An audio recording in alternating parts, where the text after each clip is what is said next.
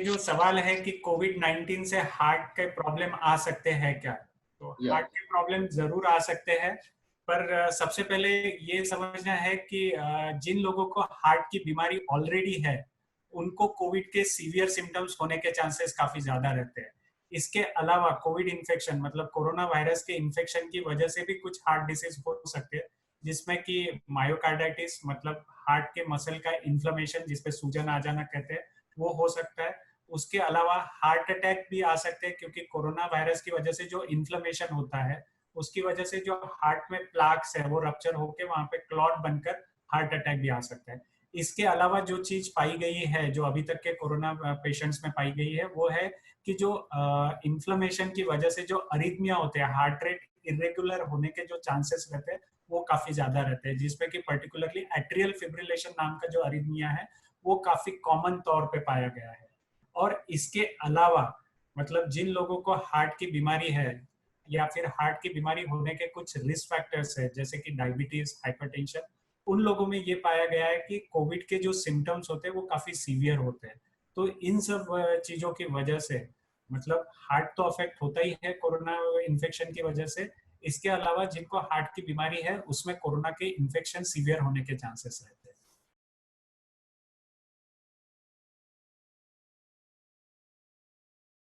So basically जैसे कि health authorities ने बार बार बताया है, सोशल डिस्टेंसिंग ये सबसे जरूरी तरीका है जिसमें हार्ट डिसीज पेशेंट जो होते हैं वो इन्फेक्शन होने से प्रिवेंट हो सकते हैं, सोशल डिस्टेंसिंग। उसके बाद में बार बार मतलब जो नए नए गाइडलाइंस हेल्थ अथॉरिटीज ये कर रही है वो सभी हार्ट डिसीज के पेशेंट्स ने अपनाना चाहिए, जिसमें कि मास्क पहनना, फिर उसके बाद में ऐसी चीजों को टच करना, छूना कि जहाँ पे पब्लिकली जो बार बार छुए जा सकती है जैसे कि डोर नॉब्स या फिर टेबल सरफेसेस जहाँ पे, क्योंकि ये जो वायरस होता है ये जो फैलता है वो या तो आपके मतलब सांस द्वारा जो इन्फेक्शन फैलता है उसके द्वारा फैलता है या फिर फोमाइट से, मतलब जिस चीज को कोरोना के मरीज ने छुआ है वहां ये सरफेस पे वायरस काफी देर तक जीवित रह सकता है और फिर ये फैल सकता है। तो इन दो चीजों को अगर हम लोग प्रिवेंट कर सके, मतलब एक फोमाइट इन्फेक्शन और दूसरा जो रेस्पिरेटरी ट्रैक्ट के द्वारा जो इन्फेक्शन फैलता है, इन दो चीजों को अगर हम लोग प्रिवेंट कर सके तो ये इन्फेक्शन से हम बच सकते हैं।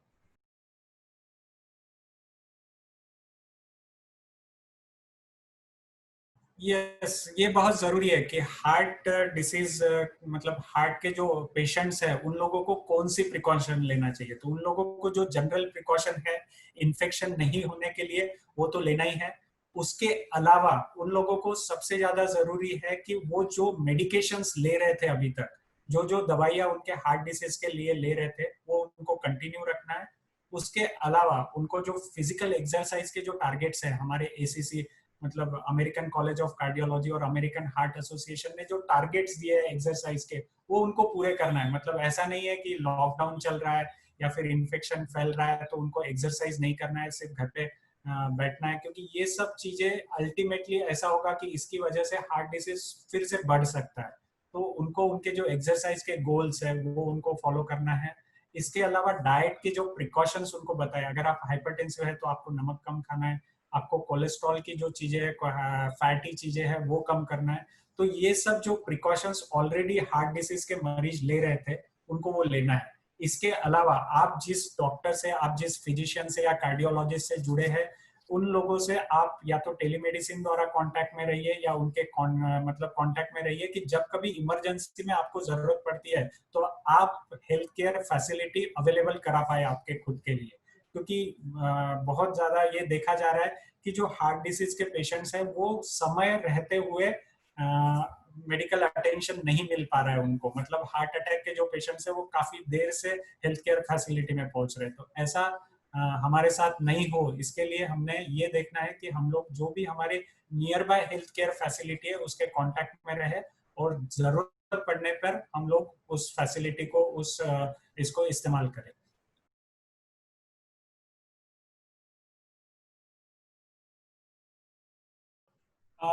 एंटी हाइपरटेंसिव्स रेगुलरली लेने की जरूरत इसलिए है कि जो ब्लड प्रेशर है वो अगर कंट्रोल में नहीं रहता है तो जैसा कि हमको मालूम है, अगर हाइपरटेंशन कंट्रोल में नहीं है तो बहुत सारी बीमारियां हो सकती है। हार्ट अटैक होने के चांसेस रहते हैं, किडनी की बीमारी होने के चांसेस रहते हैं, ब्रेन का स्ट्रोक होने के चांसेस रहते हैं। तो जरूरी है कि आपके जो ऑलरेडी मेडिसिन चल रहे थे वो आपको कंटिन्यू रखना है। सेकेंडली, आपको आपका ब्लड प्रेशर रेगुलरली चेक करना है, और ये मेडिसिन अगर एडिक्वेट नहीं है तो आपको उस हिसाब से आपके मेडिसिन चेंज करना है। जैसा कि बीच में एक कंट्रोवर्सी या एक टॉपिक आया था कि जो एस इनहिबिटर होते हैं, एआरबीज होते हैं, मतलब रेमिप्रिल या टेलमिसार्टन जैसे जो ड्रग्स होते हैं जो रेगुलरली हम ब्लड प्रेशर मेडिसिन लेते हैं, उनमें ऐसा पाया गया था कि जो ये मरीज लेते हैं उनको कोरोना का इन्फेक्शन होने के चांसेस ज्यादा रहते हैं। पर बाद में बहुत सारे एजेंसीज ने ये क्लियर किया है, गाइडलाइंस में ये क्लियर किया गया है कि आप अगर ये ड्रग्स ले रहे हैं तो आपको ये कंटिन्यू रखना है। इससे कोरोना का इन्फेक्शन होने के चांसेस ज्यादा नहीं है। बल्कि अगर आप नहीं लेते ये दवाई, उसकी वजह से अगर आपका ब्लड प्रेशर बढ़ता है तो उससे कॉम्प्लिकेशन होने के चांसेस ज्यादा है। तो इसलिए ये जरूरी है कि आप आपके जो ब्लड प्रेशर के मेडिसिन है वो कंटिन्यू रखें, और ब्लड प्रेशर बार बार चेक करते रहे ताकि वो एक नॉर्मल रेंज में रहे।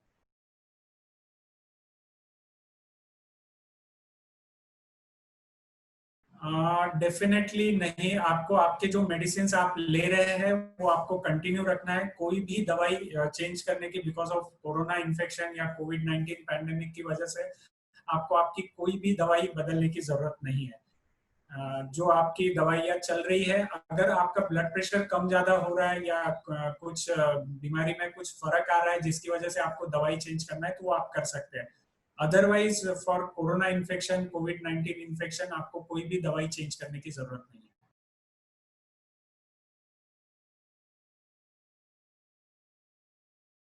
ये बहुत इंपॉर्टेंट सवाल है। काफी मरीज हमको पूछ रहे हैं कि रमजान के दौरान ऐसा कहीं भी नहीं दिखा है कि फास्टिंग की वजह से आपकी इम्यूनिटी कम होती हो।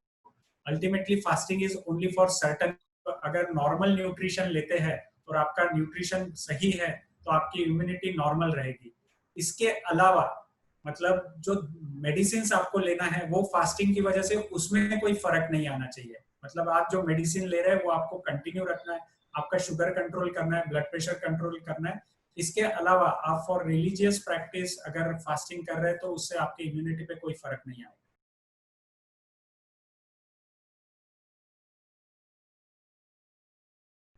गेटिंग इन्फेक्टेड, देखिए जैसा कि कोरोना इन्फेक्शन है, ये वायरस जो है ये हाईली इन्फेक्शियस वायरस है। तो जिस मरीज को हार्ट डिसीज है उसको इन्फेक्शन होने के चांसेस ज्यादा है, ऐसा बिल्कुल नहीं है। मतलब जिसने नॉर्मल इंसान को इन्फेक्शन होने के चांसेस है उतने ही चांसेस हार्ट डिसीज पेशेंट को कोरोना इन्फेक्शन होने के है। तो ये गलत धारणा है कि इन्फेक्शन होने के चांसेस हार्ट डिसीज पेशेंट में ज्यादा है, ये बिल्कुल गलत है।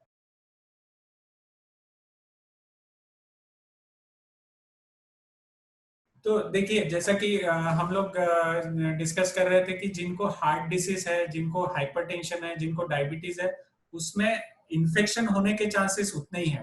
पर अगर एक बार इन्फेक्शन होता है तो उसके कॉम्प्लिकेशन होने के चांसेस काफी ज्यादा है। मतलब आपको इन्फेक्शन होने के चांसेस उतना ही रहेगा, पर अगर एक बार इन्फेक्शन होता है तो उसकी जो कॉम्प्लिकेशन है वो काफी ज्यादा इससे हो सकते हैं।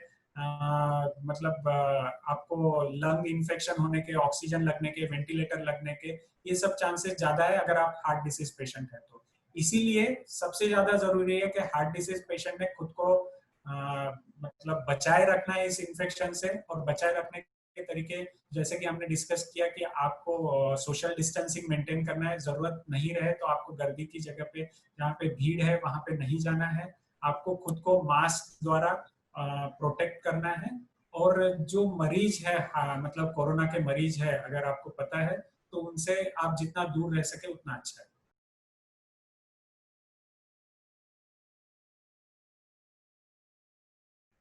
देखिए डाइट का ऐसा होता है कि मतलब आप अगर हार्ट डिसीज पेशेंट है तो आपको हेल्दी डाइट लेना है जिसमें कि नमक की मात्रा कम रहनी चाहिए। पानी, समर सीजन में आपको वाटर इनटेक, हाइड्रेशन मेंटेन करना है, क्योंकि अगर आप डिहाइड्रेटेड है तो अगेन हार्ट डिसीज और हार्ट के प्रॉब्लम्स होने के चांसेस काफी ज्यादा रहते हैं। इसके अलावा हेल्दी टिप्स जो है, मतलब आपको कोलेस्ट्रॉल रिच डाइट, जो ऑयली और फ्राइड फूड है वो कम से कम खाना है। जो सिंपल शुगर्स होती है, मतलब मीठा या फिर मैदे की चीजें, ब्रेड, बिस्किट, ये जो चीजें हैं आपको कम से कम ये करना है। ताकि आपका शुगर लेवल एक नॉर्मल रहे। यही जो नॉर्मल टिप्स है आपको ये करना है, और इसी से आपकी इम्यूनिटी और इसी से आपका हार्ट डिसीज नॉर्मल रहे।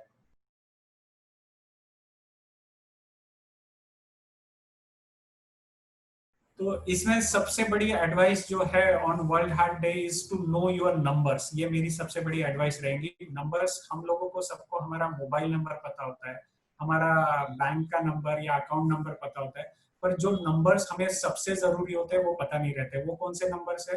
तो मेरा ब्लड प्रेशर का नंबर कितना है, मेरा सिस्टोलिक ब्लड प्रेशर कितना है, मेरा डायस्टोलिक ब्लड प्रेशर कितना है, मेरा शुगर कितना है, मेरा कोलेस्ट्रॉल का नंबर कितना है। तो इस वर्ल्ड हाइपरटेंशन डे पे मेरी सबसे बड़ी एडवाइस आपको ये रहेगी कि ये जो नंबर्स है वो आप जानिए कि आपका कोलेस्ट्रॉल का लेवल्स कितना है, ब्लड प्रेशर का नंबर कितना है, और अगर ये नॉर्मल रेंज में नहीं है तो इसका इलाज कराइए।